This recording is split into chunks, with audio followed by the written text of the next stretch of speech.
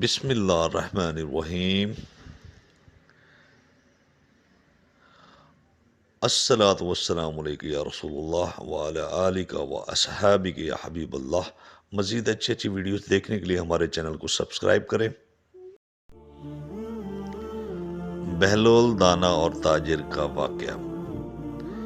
ایک دن ایک تاجر بہلول دانا کے پاس آیا اور پوچھا کہ حضور میں کیا خریدوں؟ جناب بہلول دانا نے فرمایا کالا کپڑا لے لو۔ تاجر شکریہ ادا کرتے ہوئے الٹے قدموں سے چلتا ہوا واپس چلا گیا۔ جا کر اس نے علاقے میں دستیاب تمام تر سیاہ کپڑا خرید لیا۔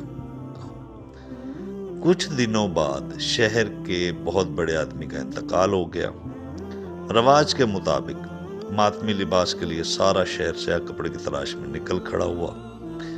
اب سارا کپڑا اس تاجر کے پاس ذخیرہ تھا۔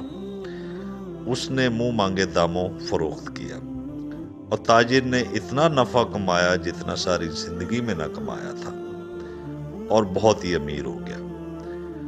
کچھ عرصے بعد وہ گھوڑے پر سوار کہیں سے گزر رہا تھا تو جناب بہلول وہاں تشریف رکھے ہوئے تھے۔ وہ وہیں گھوڑے پر بیٹھے بے ادبی سے بولے، اوے دیوانے، اب اس بار کیا لوں؟ بہلول نے فرمایا تربوز لے لو۔